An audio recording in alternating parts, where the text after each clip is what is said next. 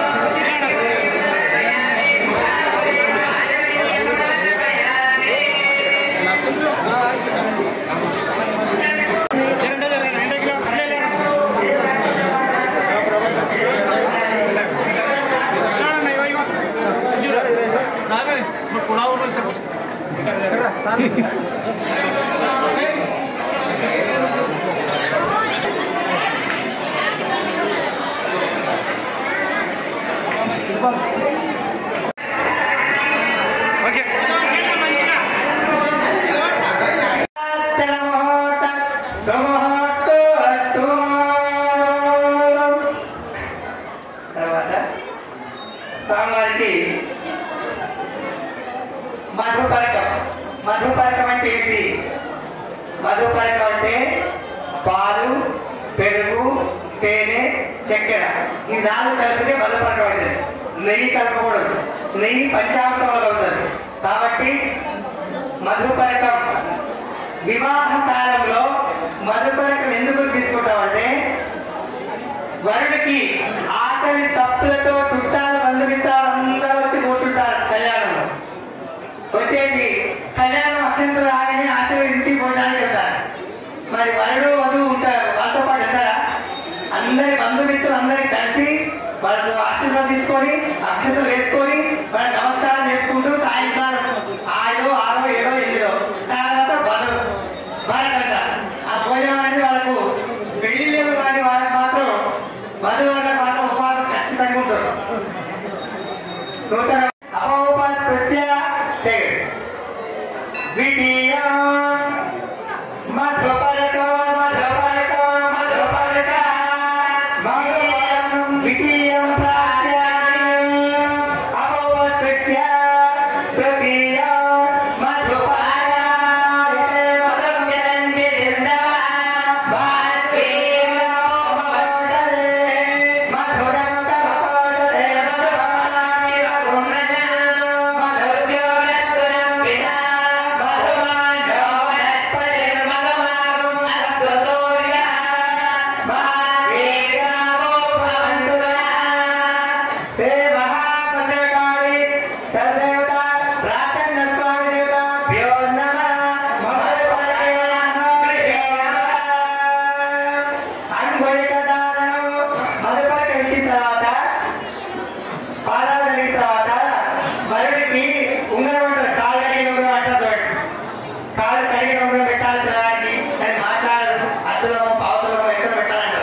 అందుకని కాలు కడిగి ఆ యొక్క మధుపరకాన్ని 3 సార్లు బంగారంలో పెట్టి ఆ యొక్క అలచేతిలో పెట్టి ఆయన తాగిస్తారు.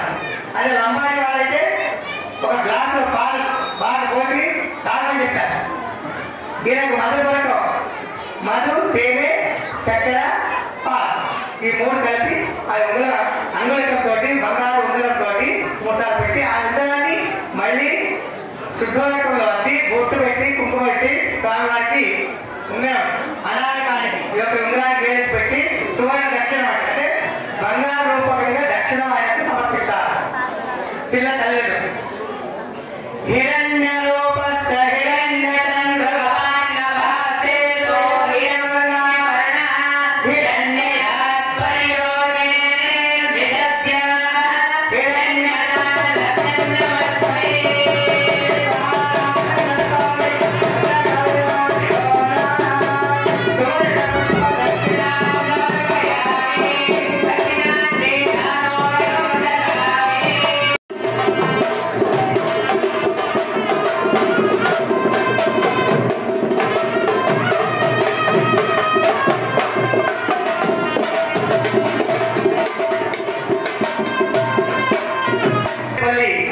మఠస్థులు మన బడపల్లి రాజన్న స్వామి వారికి దర్శించుకొని మన మహా కళ్యాణం వచ్చేసినందుకు అందరూ తప్పకుండా జరిగింది.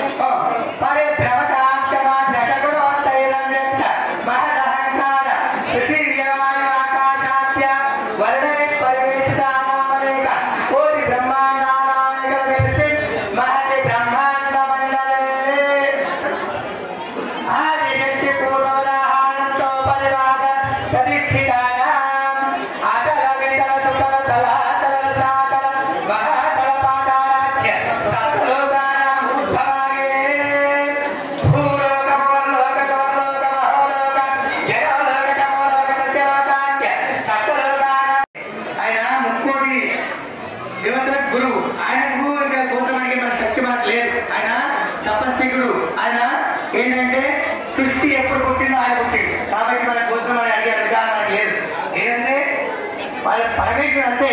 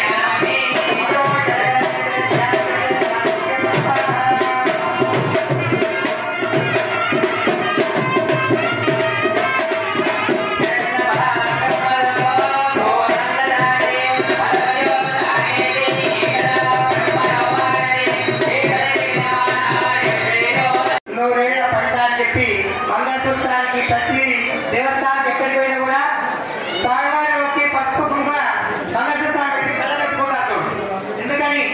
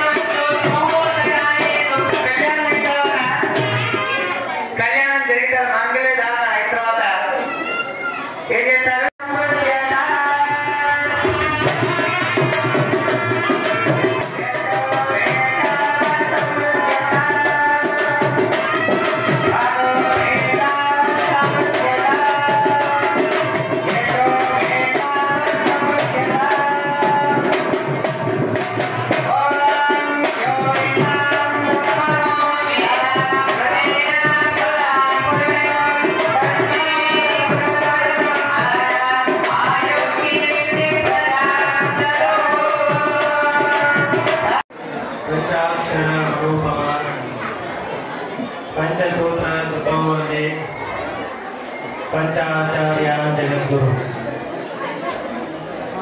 गुरवे सर्वलोकानां विषये भवरोहिणां हृदये सर्वविद्यानां दक्षिणामूर्तये वागर्थाविव संप्रोक्तो वागर्था प्रतिपत्तये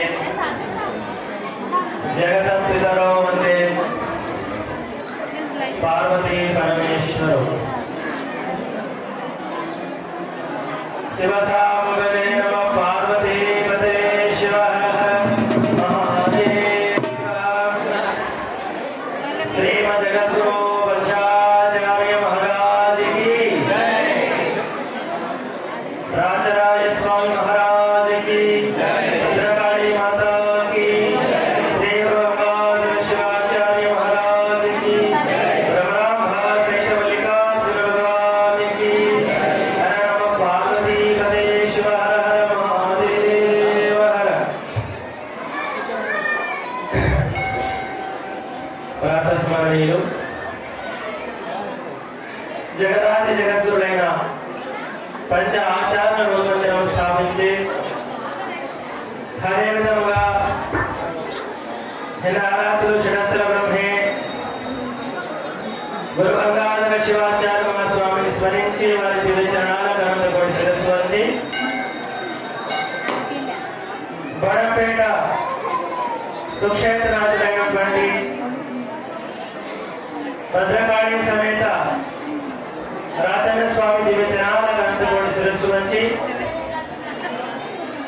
అదే విధముగా బ్రహ్మరాంభ సహిత మల్లికార్జున స్వామి దివ్యచరణాల కరంతకోటి శిరస్సు వంచి హర గురు జగమందరికి శిరస్సు వంచి సమస్త సద్భక్తులందరికీ ఆశీర్వదించి ప్రతి సంవత్సరంలోనే ఈ సంవత్సరం కూడా విశేషంగా కార్యక్రమాలన్నింటినీ కూడా స్వస్తి పుణ్యవాచన అంతరారోపణ ధ్వజారోహణ గోపూజ మరియు అగ్ని ప్రవేశం చేసుకొని కాల్చుకొని శరీరం విడిచినప్పుడు మన భగవంతుడికి ఎట్లుంటది అంటే సతీపతి ఎన్నికలు ఎట్లుంటుందంటే జీవం ఒకటి ఉంటుంది శరీరం ఒకటి ఉంటుంది అందుకే అర్ధనారీశ్వరుడు అయ్యాడు కదా మనం అనుకుంటాం సామాన్యంగా మనం చాలా మంది ఎంత భార్యభర్తలు ఎత్తున్నప్పటికీ కూడా ఎంత కొట్లాడినా కానీ ఇద్దరు మాట్లాడే ఉంటుంది మీరు బాగా గమనించాలి సంసారంలో భార్య ఏమన్నా కానీ దశ బయటకి తీసుకుపోతుంది భర్త లేదా భర్త ఏమన్నా కానీ సర్వదారి దశకి లోపలికి పోతుంది అనుసంధానం ఉండాలి అప్పటి సంధి కూడా ఈ అనుసంధానం ఉన్నది ఈ ఏదైతే కళ్యాణ విధానం ఉన్నది కదా ఆ కళ్యాణ విధానం లోపలే ఈ అంశాలు ఇస్తారు అందుకే గది దగ్గర బెల్ల పెడతారు జీలకర్ర బెల్ల పెట్టినప్పుడు ఒక కోపమైనప్పుడు శాంతం కావాలి ఒకరు తీర్థగా ఒక సంపద బయటకు పోవాలి ఒకరు అనుకుంటే సంపద పోవాలి అది ఎట్లుంటది అంటే కోపం వచ్చినప్పుడు మనిషికి ఏదెక్కుతుంది పసుపు ఎత్తికెక్కుతుంది అందుకే పసుపు ఎన్నిసార్లు ఉండాలి ఈ పిండి అయిన తర్వాత మనకు సుఖశాంతి ఉండాలి మన సంసారం అన్ని సమృద్ధి ఉండాలి ప్రకృతి అంతా కూడా మనకు అన్ని రకాలుగా సహకరించాలనే ఉద్దేశంగానే మనం వాళ్ళ కళ్యాణం చేస్తున్నాం. ఈ రోజు మనము కళ్యాణం ఎట్లయితే భద్రకాళి రాజన్న స్వామికి కళ్యాణం చేస్తున్నాం కదా ఇదే విధంగా పూర్వంలో కూడా పార్వతీ పరమేశ్వర కళ్యాణానికి ఇల్లు బతిరాడుతున్నాయి. ఆయన శివుడేమో ఎక్కడో హిమాలయ పర్వతంలో అడవిలో గుట్టలో చెట్టుల్లో ఆయన ఎక్కడో ధ్యానం చేసుకుంటూ పోతున్నాయి. లోక కళ్యాణం అని చెప్తా ఉన్నాడు. మనం అందరం సామాన్యంగా మేము చూసినప్పటికీ మీరు చూసినప్పటికీ కూడా పుట్టిన ప్రతి జీవి ఒకసారి కళ్యాణం చేసుకుంటారు. అడవులు కానీ మోగిలలు కానీ ఎవరైనా సరే. కానీ ఆది దంపతులటువంటి పార్వతీ పరమేశ్వరుడు భద్రకాళి సమేత రాజన్న స్వామి ప్రతి సంవత్సరం కూడా వాళ్ళు కళ్యాణం చేసుకుంటూనే ఉంటారు. సామాన్యంగా మనము ఒకసారి పెళ్లి చేసుకుంటే ఒకటి సర్వ ఒకటి గడి కాబట్టి రెండింటిని కలిపి పెట్టి ఒకరు అన్నగారి ఒక శాంతం కావాలి అని చెప్పి వాళ్ళని పెడుతున్నారు. వాళ్ళ గురించి మన గురించి వాళ్ళని పెడుతున్నారు. మనకుంటది అన్ని గుణాలు అన్ని ఆలోచనలు సంసారం వచ్చినట్టు మనకుంటాయి. ఇవి గుణాలు కూడా ఎట్లా వచ్చినాయి అంటే ఏదైతే దాక్షాయణి దేవి ఆమె దహనమైన తర్వాత పరమాత్ముడు తాను ఉగ్ర రూపంలో వచ్చి వీరభద్రుడు సృష్టించిన తర్వాత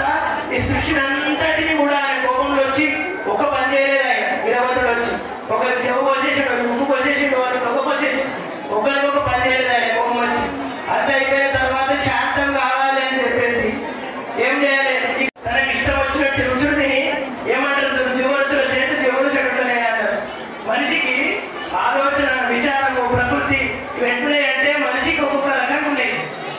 మనం మాట్లాడే విధానంతో మనిషికి గుణం వస్తుంది, మనం చూసే విధానంతో మనిషికి గుణం వస్తుంది, మన తినే పదార్థంతో మనిషికి గుణం వస్తుంది.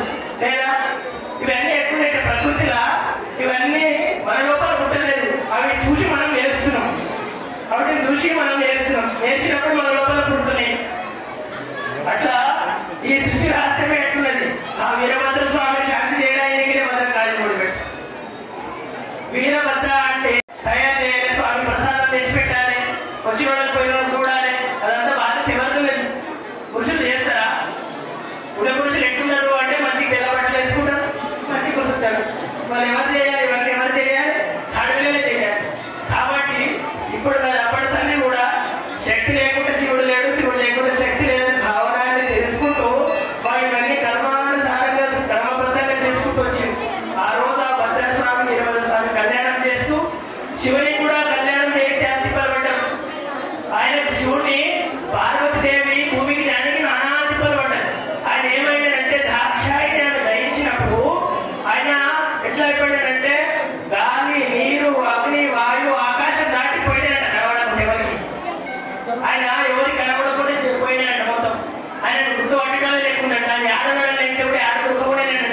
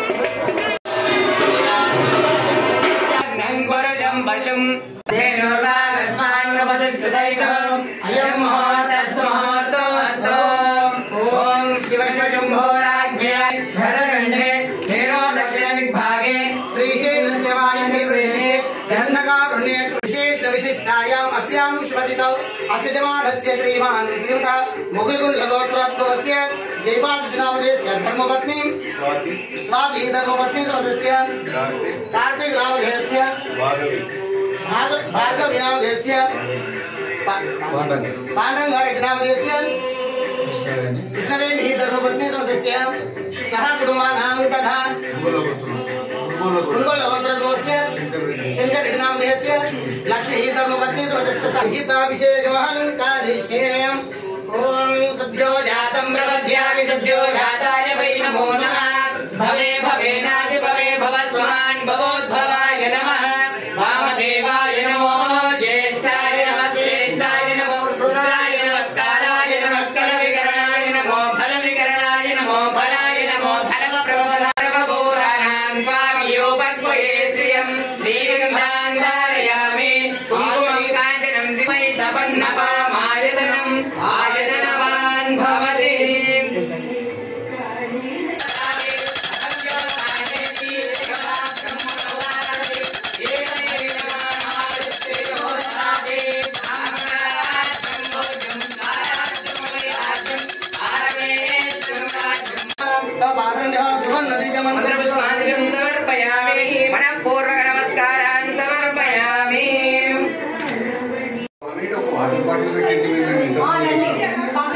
వాటర్ బాటిల్ పెట్టినారు మా పాప వచ్చిండే కదా ఉందా థ్యాంక్ యూ